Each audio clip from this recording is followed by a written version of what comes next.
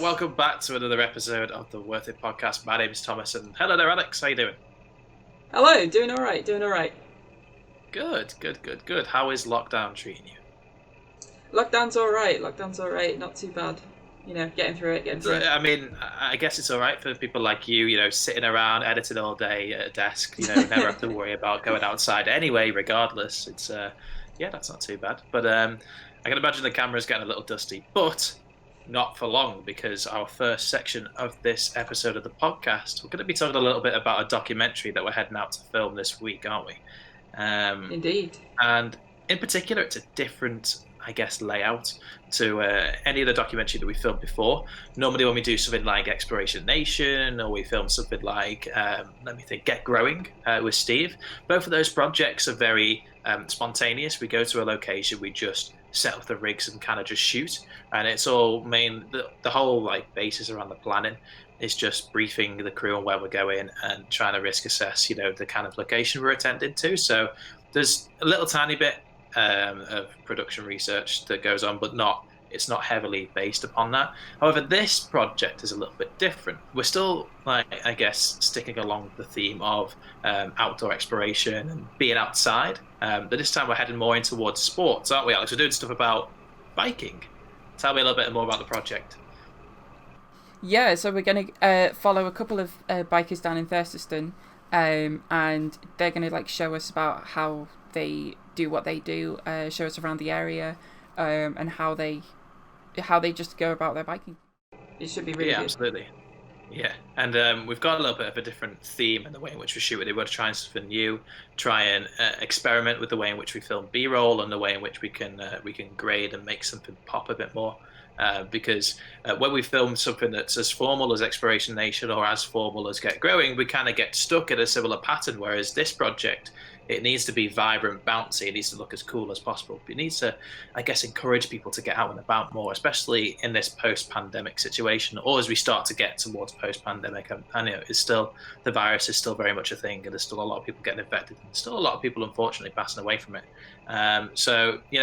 As the world starts to reopen, we need to kind of, I guess, encourage people out a bit more. And it's really interesting to, develop a project and look at the different aspects that we have to look at when we go back out on set. Stuff like wearing masks, stuff like keeping your social distancing, even when in a small crew like the crew that we actually bring together for this shoot in particular. How many do we have, Alex? Is it 6 people attending on a day to film, I think? I think so. Yeah. Yeah, and then there's I think there's 4 bikers, as well. So that's a total of 10 people on that set filming at that time. So we have to be very careful in the way in which we plan around it.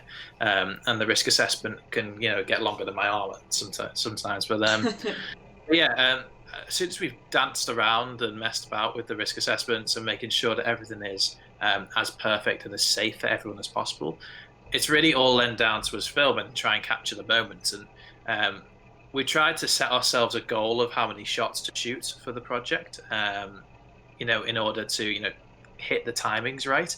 And as soon as we shot those shots, then I guess anything else is just creative addition to the actual project in general. And I'm really looking forward to trying something new and trying that thing. You know what, Alex, you know the biggest thing I'm looking forward to?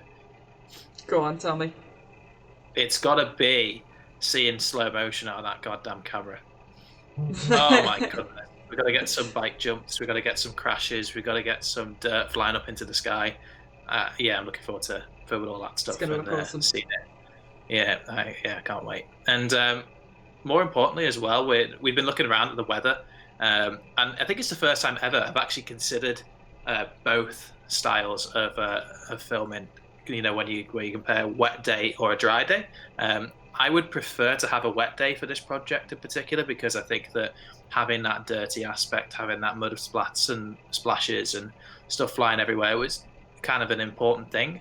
But at the same breath, doing a little bit of research into the location that we're filming in, it's a lot heavily sandstone based.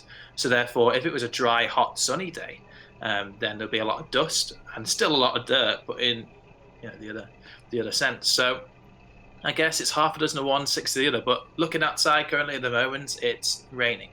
It's doing nothing but raining. It's constantly raining. So I think I know what we're gonna get. Yeah. What say you, Alex? Would you rather have your camera, fall to the rain or fall to the dust? I think probably the dust, if I'm honest, because I think there's a lot more. You can do a lot more in slow motion with the dust. I think. Just off the top of my Okay, head. yeah, nice. Let's get the blow dryers out then and start drying that ground Yeah. up quick. Oh my goodness, yeah. But I guess at the same time, dust is nice and you can manipulate dust quite easily with just like a wind change or something. But of course, we still have puddles, and puddles can be splashy and puddles can be cool. Yeah, we'll see. We'll see exactly what we get out of it, and I'm really looking forward to seeing what the project looks like in the end. It's quite a quick turnaround for the project, so we film it this week, and we're hoping to turn it around by perhaps the start of next week. That'd be really nice. Alex, get editing, edit faster. But yeah, the quicker we can turn out the project, the quicker we can churn out content, then the better, especially for this challenge as we're starting to accelerate towards the end of the month. And the actual film challenge is a July-based challenge anyway. So if we get towards the end of July, we don't have any content that we want to submit, then yeah, I need to look at that. And speaking of submission, I watched a video the other day, and it's going to be the main basis of today's topic in the Worthit podcast. It's going to be all to do with appearance and stigma, stigma in particular. And Alex, I really want to know your opinion about stigma, and in particular the stigma of social media and basing your entire film production company on social media and nothing else. So Alex, when you look at social media in general, what do you think of it? What is your first impressions whenever you look at social media? Yeah, well, I think social media is, especially when you're talking about video, it's usually 10 to 15 minutes of stuff that's not necessarily heavily narrative based, but stuff that is easily clickable and stuff that's generally just entertaining. So yeah, I think that would sum up my thing of social media. Yeah, I mean, whenever I look at social media, I quite often stereotypically think amateur, and I don't really associate professional work with like YouTube or with Facebook or with Twitter or anything like that. And I didn't up until a point at which we've started uploading more content to those sites, and upon the realization of how much work goes into making that stuff. So if you, I guess, let's think about it here. If you were to have one particular social media channel or website that you had the highest subscriber count or the highest follower count or the highest amount of likes on, would you have a particular site that you prefer to go to? I think probably YouTube. I think because that seems to be, out of all of them, that seems to be the most that seems to be the platform that has the most professional content on it. There's a lot of people on there that do put a lot of effort into their own videos. Yes, they are shorter than what you would typically find on like TV or cinema or whatever, but it's still highly produced because the space has become so crowded over the last 10 years that people have to now be more professional to stand out. Yeah, absolutely. And I wonder whether, obviously, one of the biggest reasons to why something is shorter and the content is condensed quite a lot into short narrative-based videos, I guess that's because, a lot of the viewing is done on the move. Do you ever watch YouTube when you're like on your computer or sat at home watching TV? Do you ever just stick YouTube on the TV at all? Of course, yeah. So like, I'll usually watch YouTube like on my phone or on the TV. Yeah. So like, obviously with that in mind, and as YouTube, I guess, gets attached to more smart TVs and stuff, then the content will naturally be allowed to become more professional. But even then, when I'm watching YouTube, I still find that if it goes past 15 minutes, I'm sort of getting bored. And I sort of want to go into the next one or sort of want to see something. Unless it's really captivating and really interesting, I find it so hard to stay attached to a YouTube video. And I don't know what it is, because I can sit there and I can, turn on Amazon Prime or turn on Netflix and I can watch something from start all the way to the finish. And I'll be fine with that, I'm cool with that. And it could be hours long, it could be 2 hours long. It'd be a whole feature film. But if I was to watch a full feature film on YouTube, for some reason, something in my brain just goes, I'm bored after 10 minutes. And I don't know what it is at all, to be honest. Do you think it hampers the content that we as Worthit create? Yeah, I mean, I think because of the because of the interactivity of YouTube, I think possibly that's what's causing like what you said with your thing. Getting bored past the 15-minute mark, because you have the things like you have the like button, you have all your suggested content down the side, you have all the comments which you can interact with. There's stuff to do other than watching the video, and so you're not necessarily totally involved with the video unless you set that to like full screen or something, which by default is what like Netflix and Prime uses. So yeah. Yeah, I think we as a generation are very, I guess, quick to throw away and quick to discard stuff that doesn't really register on our brains as interesting. And if it doesn't hook us in straight away, that's it. It's gone.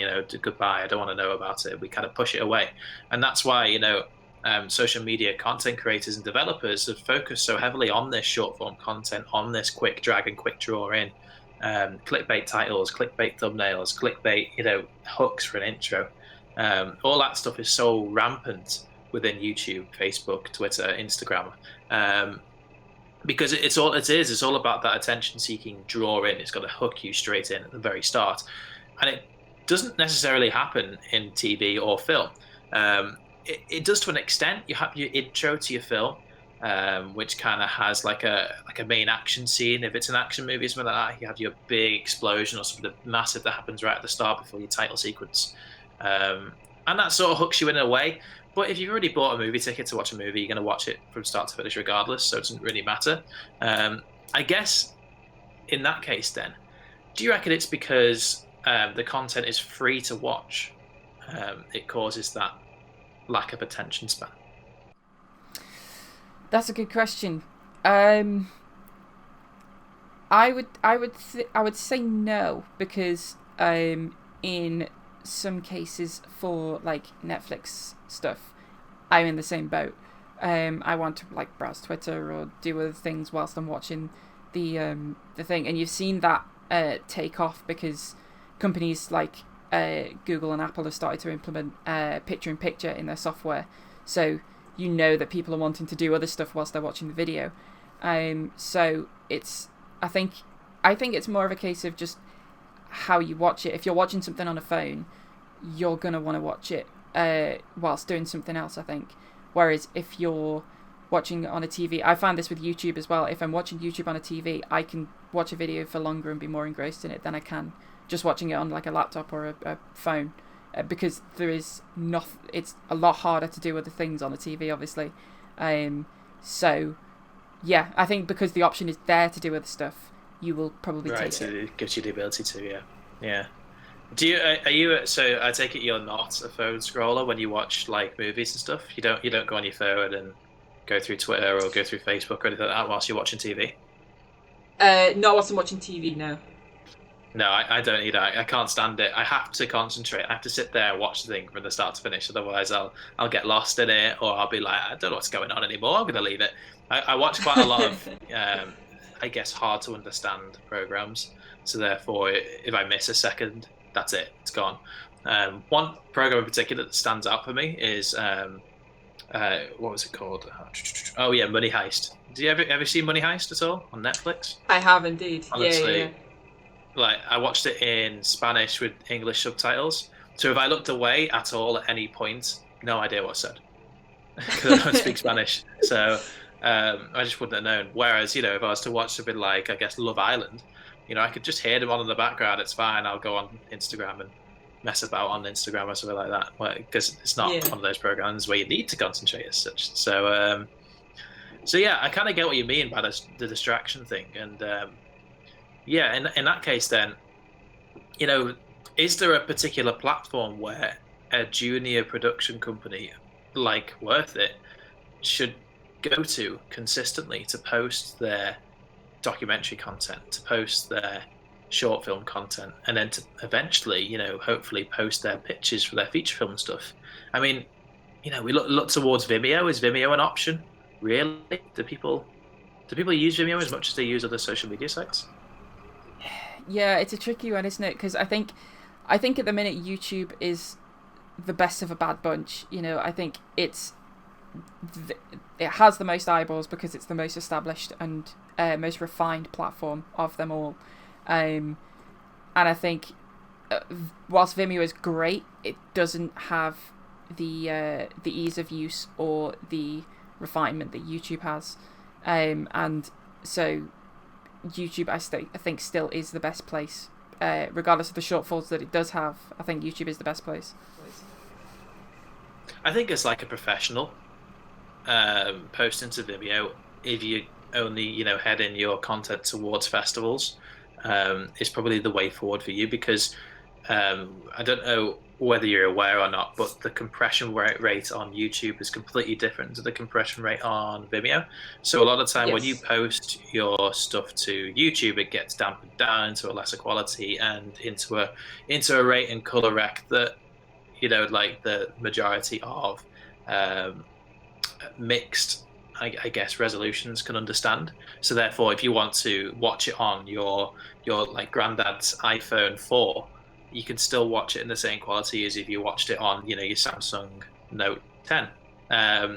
All of that compression and all of that shit, basically, to put it simply, that YouTube does to it, really dampens the quality overall. Whereas Vimeo, you can just upload your raw same as source files and it'll go up as crisp as the moment that you rendered it out of the software. So you still retain all of that nice data, you still retain all that uncompressed stuff. And compression is something that happens on every social media platform, and that is to do the same thing. So it fits on every device that has ever been. So it reformats it, resizes it, reshapes it, does everything to make it run on any software, on any phone, laptop, tablet, whatever. So therefore, obviously, the likes of Vimeo, whilst it's not very good for the average viewer, it's also really good for that business person or that person who wants to look at your stuff in the best way possible to see who you are as a company as such. And that's why we're sort of starting to lean towards that as a company now, as we come out of lockdown, as we start to look towards the future. A lot of the time now, last year it was all about how many shorts can we make and how many shorts can we do before we make our big show reel. Now into this year, it's more about how can we grow on social media and how can we make more social media content to develop ourselves so we can get noticed as such. Whereas now, coming out of lockdown, we're looking at how do we become more professional? How do we make our content look more professional and not get overlooked by bigger businesses, bigger brands, bigger organizations that could potentially be our funders in the future? And one of the biggest ways in that is, posting to Vimeo, making sure we, festival hunt more, and focusing a little bit less on our social content. But in the same way, obviously still keep uploading the stuff, just have less of an incentive to make it as best as we can be. And it's all about priorities, and I guess in the end, what do we want to do in the end? And that's what we should prioritize our workload towards, I guess. So yeah, social media content, social, laughable, jokeable, it's in the name, isn't it? Social media, social being the key thing. Interaction is heavy. Being on social media is almost like a full-time job in its own sense. And the content which we create is so vastly different to anything that we've ever done before. Do you think that, Alex, that there'll be another social media platform that will crop up within the next few years that everyone will sort of flock towards? I think it all has to do with the monetization system. I think if there is a company that comes out with a platform that is as robust as YouTube, that has a decent enough monetization system that its creators can reliably make money from it, I think possibly that could do it, because there are reasonable complaints with YouTube, but yeah, I think it all hinges on monetization, because I think YouTube has the audience structure down. It has a lot of the just the things that would come with a company that is coming up on 15 years old. It has a lot of those benefits, so I think it will take a lot of work to dethrone YouTube. Yeah, absolutely. You only have to look towards things like TikTok, that they come out of nowhere, out of the woodwork, and then they will rise for a little bit whilst people are on lockdown and stuff like that, and then eventually, just like Vine, they'll sort of like dwindle away into nothing again. And it's only the likes of Facebook and the likes of Twitter and all that jazz that have the potential to dethrone it. Facebook are trying very hard, and it kind of moves us on quite nicely to the final topic of today's podcast. And we're going to talk about live streaming, and it more at the moment. We're going to talk a little bit about gaming live streaming, and kind of link it into live streaming that we would do as Worthit and other people like that, because it's quite an important aspect of. I guess the way in which companies and everyone is developing their content now, it's kind of just like a streamer and the way in which somebody streams gaming content. So, streamers have been around for years and years and years. People have been gaming and streaming their content for, 8, 9, 10 years, and people have grown slowly and slowly. And since lockdown started, your TV shows are now live streamed. All of your favorite content's now live streamed. Everything is accessible from home via this software where somebody sits in their bedroom or their office and speaks to a webcam. And it's something that streamers and gaming studios have been doing for such a long period of time. And the likes of Facebook, the likes of Twitter, the likes of YouTube, and the likes of Amazon with Twitch are sort of cottoning onto that and making sure they reinforce their status. At the moment, there are, I would say, there were 3 top competitors for live streaming, right? Obviously, if you don't include the smaller, less tier streaming services, we look at Twitch, you look at Facebook, and you also look at Mixer. They were the 3 top tier ones. They had the biggest streamers, they had the biggest revenue and all that jazz. And I don't know how much you keep in touch, Alex, with the gaming world or the live streaming world or anything like that. But obviously, we had Facebook Gaming acquire Mixer over the past couple of weeks, and then basically when they bought out Mixer, they just shut it down the day later, and they got rid of all of their streaming platform, everything, and they just basically said to them, here's your notice, within 2 weeks time Mixer will be not a thing anymore, but your account, your verification is all set up on Facebook if you've got to transition over there. So basically Facebook spent all of their money beating down one of the major streaming platforms so they can climb over them and stand next to Twitch, being one of the top 2 live streaming services. It's an interesting move. What do you think, Alex? Do you think it's a good move? Oh, I don't think it's a good move, if I'm honest. I think it's because obviously Mixer was November last year that it was big. You saw the likes of Ninja went over there. And got paid loads of money to go over there, and I think just switching it over is just hassle for the end user. At the end of the day, they've got to go to another site, they've got to create another account, and they've got to view it on a different app, and it's not friendly, not user friendly. And I think if Facebook cared about the actual logistics of it, I think they would have kept Mixer up. On paper, Mixer is something that Microsoft could have done very, very well, because obviously they own Xbox, so they could have integrated it into that. But it's a case of, do you want to lead a platform on, or are you just in it, to make a quick buck and then leave? Absolutely.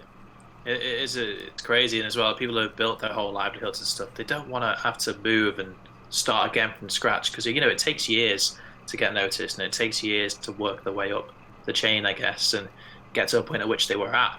So having to re-begin the journey all over again is something that's just totally not desirable for most people.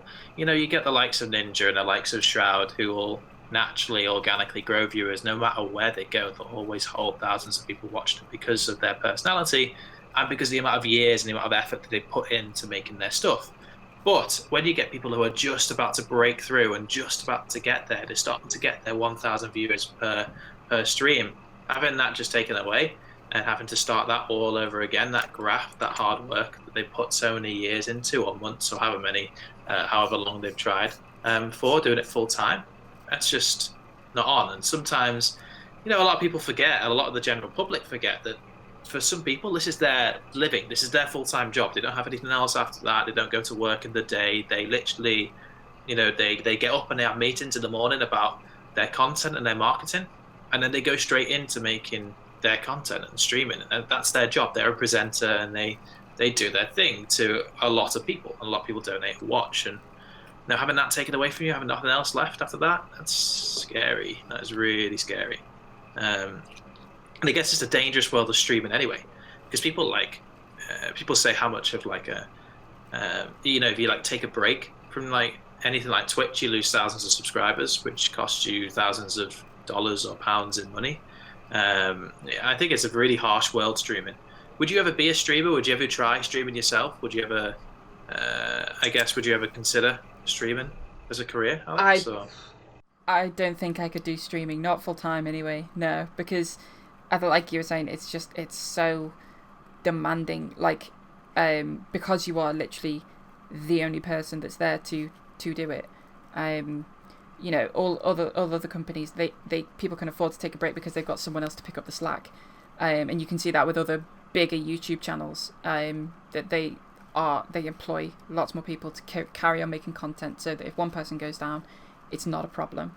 But if you look at, again, the single manned YouTube channels, they can't afford to take a break, because their view count will just plummet, and it's a case of how much money you need to make, because it is your living. So I guess again, it's like that. So it's that thing that social media is very underlooked, isn't it? It is such a graft, it is such a grind to actually make it, and the reason I don't understand why even it has a stigma in general within Hollywood or within anywhere, because it's actually such an important service for everyone. It's such a key thing. I think I read a fact the other year actually. I read a fact that in 2018, YouTube was the #1 most searched site out of any site on Google for how-tos and tutorials. So, it's like, I don't understand why it has this stigma, because so many people and such a variety of people use it both to upload and to view at the same time. And it's not just a kids thing. It's not just my 5-year-old kid watches it, or I've seen my little cousins watching a load of Fortnite videos last week, and that was great. There's whole different aspects to it. There's whole different genres. There's whole different categories. There's your filmmaking side. There's your nature side. There's the guys who do the animal channels. There's beauty stuff. There's vlogging. There's so much. There's travel stuff. I mean, there's even like crazy channels that just do how to change a nut on your wheel in your car, and people get millions and millions of views. I'm sure that there was one point at which somebody live streamed a train journey from one side of Sweden to the other, and it got to like 100 million views. I mean, there's so many different areas that people can tap into, and professionalism gets you more views, and obviously trying to make professional content obviously helps your channel grow. I think the biggest issue is with that stigma and that overlook is the fact that anyone can do it. It's not elitist. It's not unique. It's the fact that anyone can pick up their phone and record a 4K video and upload it to YouTube full quality.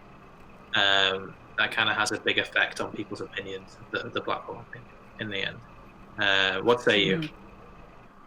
Yeah, I think it's different, like you said, because you can anyone can create it. But the way I look at it is that people have always been doing that. Even before YouTube existed, people have still been creating amateur films, working their way up through those ranks. The only difference now is that anyone can view that. Anyone can view a work in progress filmmaker, and so that's what you're watching on YouTube. You're not necessarily watching someone that's refined, got to the top already. You're watching someone who's climbing those ranks, and a lot of the times for people like us, it's helpful because you can see the progression that they've made. You can look at their first film that they've ever made, and then you can look at what they've come to now, like 3-4 years later, and see how they've improved directly. And it's not something that is necessarily comparable to the likes of proper cinema or proper TV, because that's not what it's trying to compete with, but it's its own platform in itself. Yeah, absolutely. Indeed. God damn, social media is such a very strange space, isn't it? Very strange space in general. Very unique. Indeed. Anyone can say whatever they want, and anyone can also do whatever they want. And with that being said, that is the end of today's podcast. I really do hope you enjoyed watching along if you had a look over on YouTube. And if you listened along with Spotify or Google Podcasts or wherever the hell it went up to, then I do hope you enjoyed listening to our droning voices. And if you do want to come and see our ugly faces, then we are available on YouTube as well. If you are over on social media, make sure you give us a like on Facebook, a follow over on Twitter, or perhaps even a follow on Instagram too. You'll be able to see all of our content that goes up each week. We have more than just the podcast. We have our documentary, which will be releasing sometime next week. We'll have behind the scenes for that too, which will be going up this Sunday. And of course, we have a Look Closer episode every single week from then on in as well. Teaching a little bit more about what we do as a company and how we film stuff in general. So yeah, I really hope you enjoy the content that's coming and the content that has been in the past. If you want to go and check that out too, I'm happy for you too as well.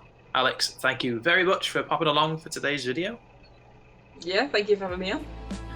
Good man. Fantastic. And I'll speak to you all in the next episode. Bye.